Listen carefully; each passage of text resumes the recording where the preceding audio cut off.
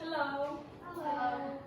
Thanks for attending my presentation. My name is Hyosan Kim, and I'm going to talk about a little bit about the active learning strategy. Today, at the end of this presentation, you'll be able to understand and determine one of the active learning strategies, and then you'll be able to understand the importance of active listening. And I'm going to demonstrate like a 10 minutes of active listening by using bingo, and by using that, you'll be able to learn the physiological adaptation for the exercise. First of all, are you familiar of these kind of situation in your classroom, right? Yeah. Why is this happening? So obviously students are not paying attention, or they don't even know what the instructor just said, right? So it is mostly because students are passively listening to the lecture, which is opposite of being an active listener. The way we differentiate between the passive listening and the active listening is that active listening, it's a way of listening whenever you want to understand something, whereas the passive listening is sometimes whenever you listen to something just to hear about it. So many students do not know how to actively listen to the lecture, and when you are not actively listening to the lecture, it is way more easier for them to get distracted from all the stuff that around them, right? For example, your phone, laptop, you know? So, and even if they do listening to the lecture, let's just say that they are listening to the lecture, but it's highly possible for them to not focusing on the essential points, because they can be dragged with so many different informations in the lecture, right? So, active listening is a technique. It's a technique that requires a listener to fully concentrate and understand, respond, and remember what is being said by the instructor. As a result of this, students will be able to open up and obviously keep engaged, and then it will make them avoid misunderstanding and overcome listening barriers such as a hunger or fatigue or other kinds of distractions all around them. Today, so what I choose for one of the strategies is a bingo, and as you may already know about how bingos work, students will listen to the lecture and mark the appropriate box when the instructor says something, like whenever the instructor says something, it is important, or something that is highly recommended them for study, right? And then whoever has all the squares in a row marked up, it's the winner. So I've seen a lot of cases out there that instructor may sometimes give them special credits or the extra credits for them, whoever wins. So I'm not gonna give you any kind of like credits today, but okay. Obviously, bingo is fun, and then it helps students to focus attention on essential points that I just mentioned before, and it will help students to remain attentive throughout the lecture, keep motivated, and engage in active listening. So from now on, I'm going to talk a little bit about the physiological adaptation to exercise for like 10 minutes, and we're going to use the bingo. So how it works is, in the worksheet that I gave you, it has 4x4 grid, and each box has a essential concept that you need to know. But like it is showing here, it has a blank in it. So the way you mark the box will fill in the blank. So whenever you fill all the row, not all the row, but the row, you will let me know at the end of the class, so I can figure out how many each you have. Okay? Yeah. Any question? No? No? Okay. So what happened to your body when you exercise in an acute situation? First of all, you sweat, right?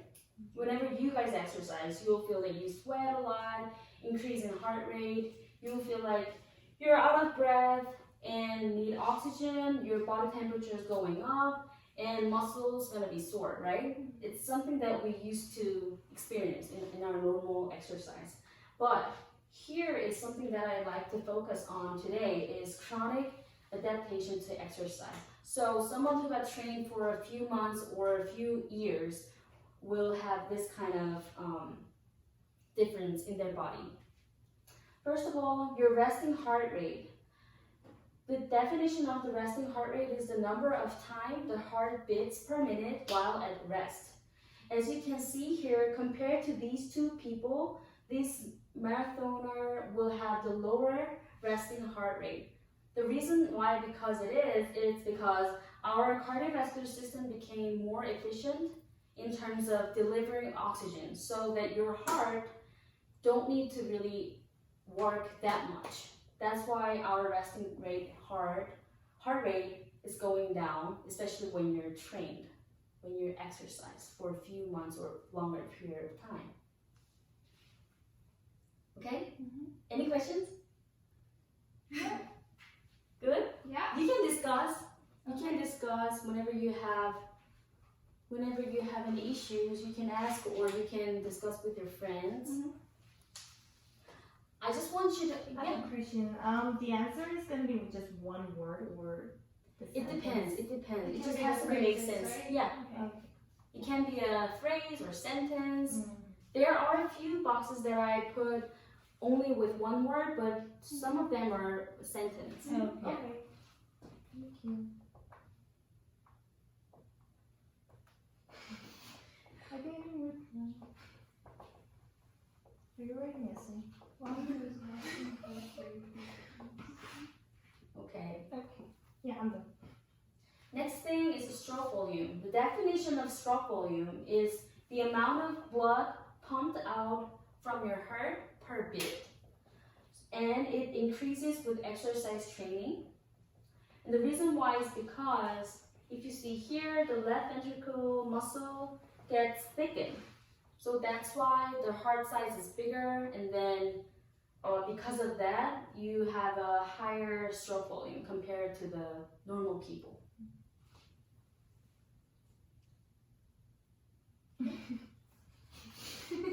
Just let me know if you need anything, okay? Okay. Next one, cardiac output. Cardiac output stands for CO, and it's equal to heart rate multiplied by stroke volume. So by the definition, cardiac output is the amount of blood pumped out from your heart per 1 minute. Obviously, it increases with the exercise training. It's because mainly due to the stroke volume is increasing.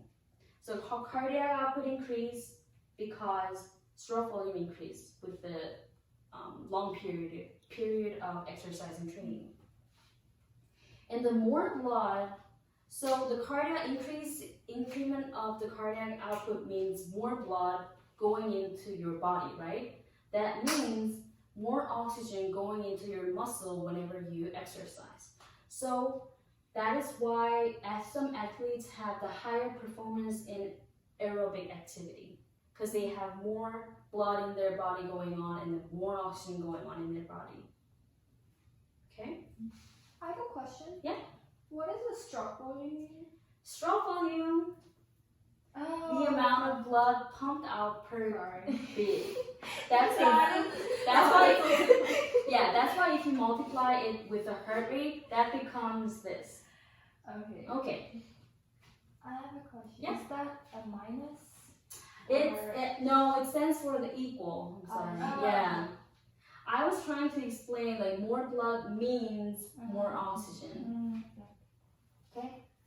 And then oxygen uptake is by definition, it means the ability of your body to absorb and use the oxygen. So the unit of the oxygen uptake is liters per minute. And by exercise training, it's really interestingly enough that oxygen uptake can increase by 40% as a result of the exercise. That's why we really need to exercise frequently and in a long time, right?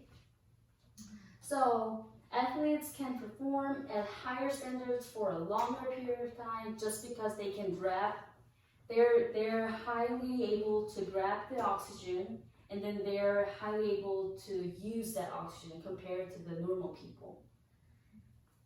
Okay. Next one, lung capacity. What is a lung capacity? The volume of air that lungs can hold. It increases, of course, with the exercise. And the volume of air inhaled in a minute is highly, like massively increased only for the trained athletes compared to the normal people. Okay, understandable, right?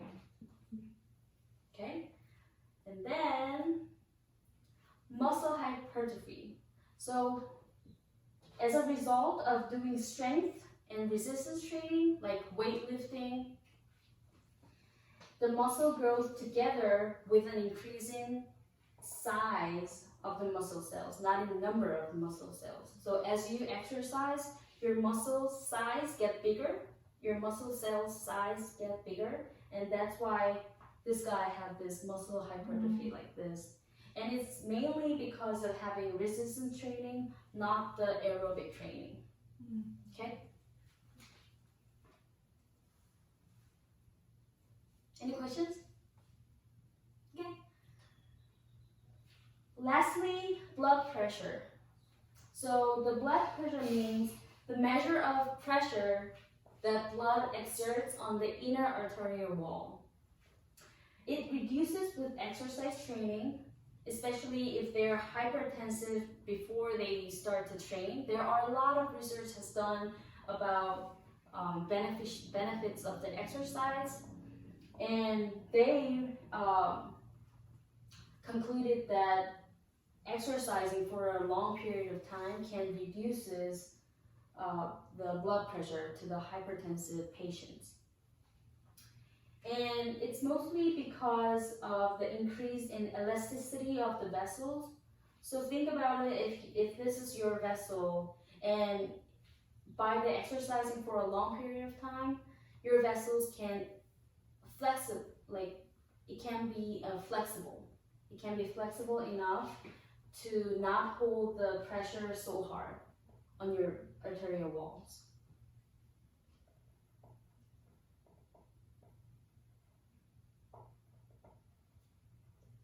Okay? Yeah. Anybody has bingo?